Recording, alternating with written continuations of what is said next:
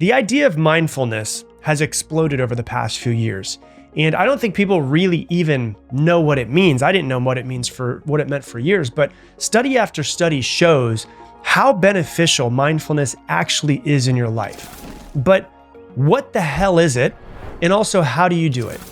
Well, if you think that mindfulness is just about feeling calm, like lighting a candle and turning on the calm meditative music and crossing your legs on a pillow and closing your eyes and floating away from our stress like a monk on a mountaintop, you're way off. That's not what mindfulness really is. The truth of it is that mindfulness has nothing to do with trying to feel peaceful and everything to do with realizing right here, right now, in this moment, you are not your thoughts. You are not your stress. You are not your to-do list. You are something that is way bigger behind all of it. You are the awareness that is underneath all of it. You are the being that is living inside of your body. And it's like taking a mental step back with it. It's basically this act of, at any moment in your entire day, separating yourself from all of it. And I like to see it, the way I use it is kind of like a moving meditation that you can do all day long. And so let's unpack it. I want to talk to you about it because this will change the way that you experience every moment of your life if you do this, especially the moments that are the most challenging or the moments that you don't like. And I'm going to share a really simple practice that I've been using that's really changed my life in a really big way as well. And so let's talk about it real quick. Mindfulness, you don't meditate to calm down. I think that's what most people think that you're supposed to do. You meditate to calm down. You don't try to fix your feelings, any of those types of things. Meditation is something that you do when you just decide, okay, I'm gonna sit down, I'm gonna turn on some music, I'm gonna meditate. Mindfulness is something that you do throughout the entire day. And like I said a minute ago, what it really is, it's about taking a step back from the chaos in the outside world, the world that is outside of you, the 3D world outside of you, so you can connect with the still grounded presence that's inside of you. And that's it. And if you do it and you do it often, it can really, really change the quality of your life. So you're not sitting there going, oh my God, I'm stressed out. I need to change the way that I feel. You're learning basically how to notice your thoughts and your feelings. And then you separate you from your feelings. Because lots of times we identify with our feelings. I'm anxious. No, you're not anxious. That's an identity statement. You're feeling anxious. I am stressed. No, you're not. That's an identity statement as well. You're feeling stressed. You're not stressed. Those are two little things that are just very minuscule changes, but you're separating you, the being, the soul, whatever you might, the consciousness that's inside of your body from what you're thinking and what you're feeling. And you're not trying to, I don't want you to think it's like trying to escape the moment. You're not trying to escape the moment. What you're really actually doing is becoming more present to the moment. You're returning to the moment. You're becoming more present than you were by being more mindful. And being more present in this moment is where real peace actually is. Not by, sitting there and pretending that everything is okay, but in realizing that you are not the storm. You're the sky that it passes through. And so you might have a really crazy day, but you're not the storm. You don't get caught up in the storm. You're the sky that the storm is just passing through.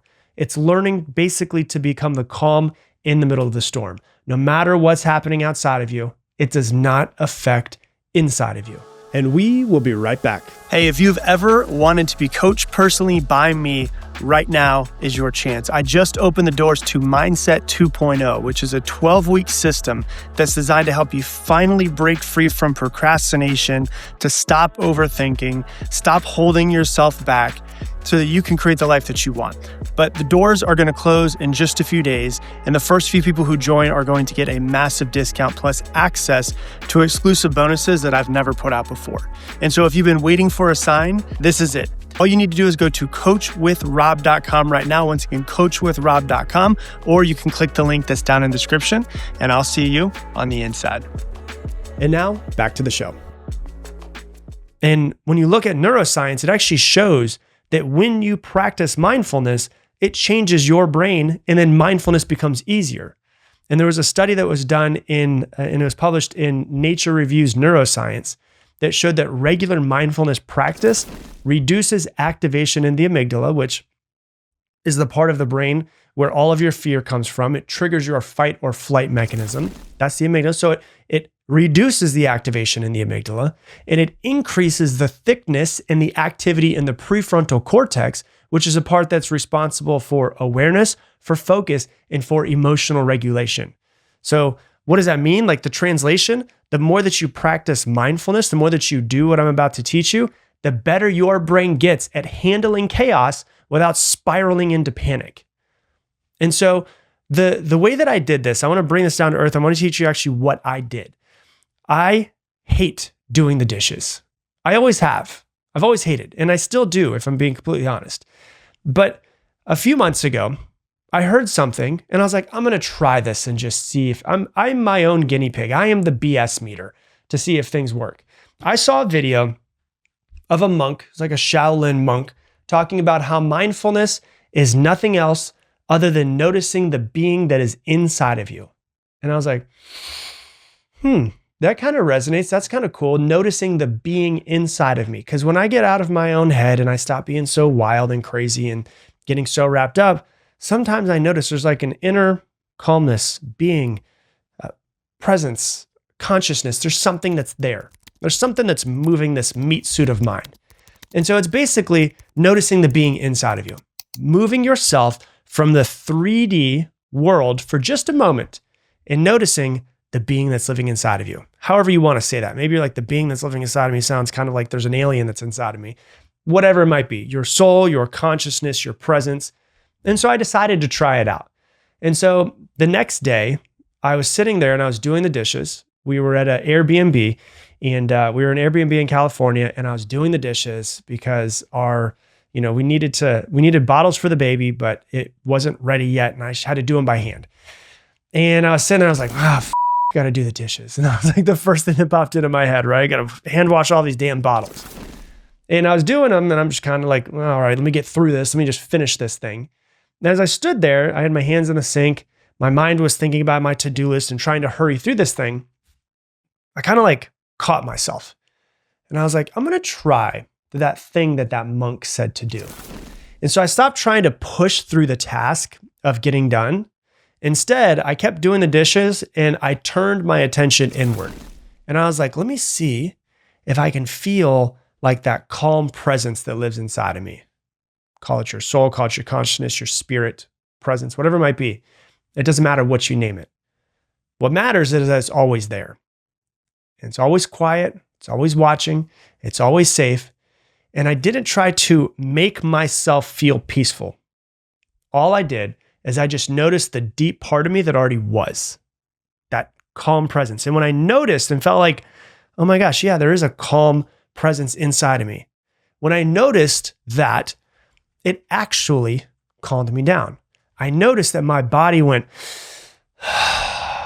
and I naturally took a deep breath. I was like, whoa, I can feel myself actually relaxing when I notice the part of me that's already relaxed. It's like it goes from inside to outside. Inside, I notice what's already relaxed. Outside starts to relax. So then I thought to myself, can I start to make myself more present in this moment? So I'm noticing the being inside of me, but is there also a way that I can make myself more present in the moment? And so I started doing this mindfulness practice that I learned years ago. And what I want you to understand is that your body is always here. Your body is always in the present moment. Your mind is almost always, your body is always in the present moment. It's not almost always. It is literally always in the present moment. It's here. Your mind is almost always somewhere else. It's in the future, worrying about things and your to-do list and all the stuff that you got to get done, or it's in the past where you're thinking about guilt and stuff that happened in your past you wish that wouldn't happen. And so what I did was I was like, okay, I'm going to use my body to bring myself even more into the present moment. And so I started noticing and focusing on my 5 senses one by one. So the water was really warm, and I was like, I'm going to notice the warm water. I'm going to notice the water feels really nice on my skin. It's nice and warm. It's kind of a little bit soapy. And I was like, okay, I'm noticing touch. Okay, I'm bringing myself more to the present moment. What's another one of my senses? sound, what I hear. Okay, I'm noticing the sound of the water, the clicking of the dishes against each other. I'm noticing the sounds that are around me in the present moment. What else can I bring in? My smell is another one of them as well. I'm going to notice it. And it was like a citrusy smell. I was like, okay, that's actually pretty nice. I don't know how I didn't notice the smell before. So I was noticing the smell of the soap. I was like, okay, sight. What can I look at? And inside of this Airbnb, there was a window that was right on the other side of where I was doing my dishes. And I was looking out there, and it wasn't like an amazing view. It was just some trees that were outside. And then past the trees were an interstate that we were ridiculously close to in this Airbnb. So I was watching the cars go by. And I was just watching the cars and seeing, oh my God, there's so many cars. It's a 5-lane highway in San Diego. And I'm just watching the cars go by where we were. Okay, so I'm noticing sight. And then taste. I'm not really tasting anything because of the fact that I'm not obviously drinking the soap, but I thought, you know what? I'm going to notice there's a taste in my mouth. And I was like, there is a little bit of left. It sounds gross. There's a little bit of like a coffee residue. I could kind of taste some coffee in my mouth. And so I went through all of my senses. And I realized that moment standing at the sink kind of became a moving meditation. And it wasn't about escaping. It wasn't about numbing out. It was about being more here than I had been all day. And guess what? I don't tell my wife, actually started to enjoy the moment of doing the dishes. And I was like, what the hell? Like, I'm enjoying myself doing the dishes? This is crazy. And when you look at this is really the technique of it. And this is backed by science. This is a really similar technique that's used in trauma therapy. It's rooted in what's called polyvagal therapy. And so when we consciously engage our senses, we activate the ventral vagus nerve, which helps us shift out of survival and fight and flight and stress and anxiety into a regulated, safe feeling state when we consciously engage our senses. And so this is one of the most effective ways to bring your nervous system back into balance as well. When you bring your awareness to the feeling of the water, to the smell of the soap, the texture of everything, the sound, the sights, you're not being just more mindful. You are definitely being more mindful, but you're also calming your physiology as well. You are becoming the calm in the middle of the storm. And so most of the time when we're sitting there and we're stressed out and we're anxious and we're mentally spiraling, it's because we've actually left this moment. We're not here. Our physical body is here. Our mind is a million steps ahead. We're gone. Our mind is in our future. It's running imaginary disaster drills, or it's stuck in the past and it's replaying old guilt and shame and regret. But your nervous system doesn't know that those aren't happening right now. And so your body reacts as if there is real danger, which turns into stress, overwhelm, anxiety. It's your body's reaction to what's going on in your mind. And when you practice mindfulness, mindfulness brings you back to what is. And what is, like in this moment, is usually way more peaceful than what's going on in your mind. And now some of you might be like, but my mind is not calm. I know, that's why I'm trying to bring you back to your body and out of your mind. You have way more calm, like a real calm presence inside of you than you actually believe. And that calm presence, it's like your North Star. Never leaves you. You just forget to look for it too much throughout the day. And there was a study that's a really famous study now that was published in Science in 2010 by Killingsworth and Gilbert. And researchers found that a wandering mind, just wandering, is an unhappy mind. That's a quote from the study. A wandering mind is an unhappy mind, regardless of what someone is thinking about.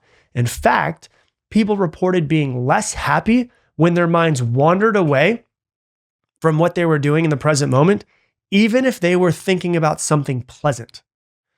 And so simply being present in your reality, even if it's boring or mundane or difficult, actually creates more happiness than trying to escape it. And so the best part about this is you could practice this anywhere. You can practice all day long. It's powerful to close your eyes and meditate and to breathe and to do all of that. But the real magic happens when you bring mindfulness to your everyday life, to washing the dishes, being stuck in traffic, to folding laundry or waiting in line or walking the dog or, sitting in a work meeting, especially when the boring moment is a moment where you would normally pick up your phone and you decide, I'm not gonna look at my phone. I'm gonna pay attention to the present moment. I'm gonna pay attention to the being that's inside of me. And you just take a moment, you pause, you breathe, and you just notice. You ask yourself, where's the awareness inside of me right now? Can I feel my feet on the floor? Can I feel my butt in the chair? Can I feel the breath going in and out of my lungs? Can I just take a few seconds to look around me and just notice stuff with my eyes? Can I just take one deep breath and just be for a moment? Mindfulness doesn't require you to sit and close your eyes and meditate. It just requires you to wake up to this moment right now. And that is why I like to call it meditation in action. And the thing about peace that I think is really important is you don't have to feel like you deserve peace to feel it. Like some people feel like, oh, I don't deserve peace yet. Even if your mind is a mess, even if your life feels chaotic, if shit's hitting the fan, if you just yelled at your kids, you forgot that meeting, or you spiraled about something dumb that happened in your life, that calm, anchored presence is always there. It's always there. It's just the calm in the middle of the storm waiting for you to go, let me see if I can go back to that calm that's inside of me. And you're always allowed to come back to it. You don't earn mindfulness. You don't earn peace. You just remember it. It's already there. You don't need to sell all of your things, get on a plane and move to Nepal. You just need to become aware of that calm being that lives inside of you. And so let me just show you the step-by-step process that makes it really easy to do. Step 1, just notice the being that's inside of you. Just take one deep breath and just ask yourself the question, what is noticing this breath? That's interesting. And you say to yourself, well, hold on, what is hearing this voice inside of me? And what is talking inside of me? And you notice there's something inside of you, right? That's it. Not the thoughts, not the mood, just the observer behind it. Take a deep breath, ask what is noticing this breath. Second thing, come back to your 5 senses, like I said, engage with as many senses as you possibly can. Name what you can see, what you can smell, what you can hear, what you can touch, what you can taste. And then number 3, after you do all that, try to just learn to let go. Don't try to fix your mood. Don't try to chase the calm. Just notice what's here. Peace isn't created, it's just remembered in the moment. And so what I want you to do is I want you to try this out today. Try it right now, as soon as this podcast ends if you want to. You don't need to chase peace. You just need to notice the version that is inside of you that it already is at peace, even in the middle of all the chaos. That's really what mindfulness is all about. It's not about escaping the mess. It's about realizing you're more than that mess. You're more than your thoughts. You're more than your feelings. And trust me, once you feel it for a second and it kind of clicks, everything will feel different because you can always come back to this. Even doing the dishes won't feel the same again. But once again, don't tell my wife. Hey, thanks so much for watching this video. YouTube thinks, based off of what you've been watching recently, that you should click this video and watch it next. And if you want to subscribe so you don't miss any more videos, which I think that you should, click this button right here.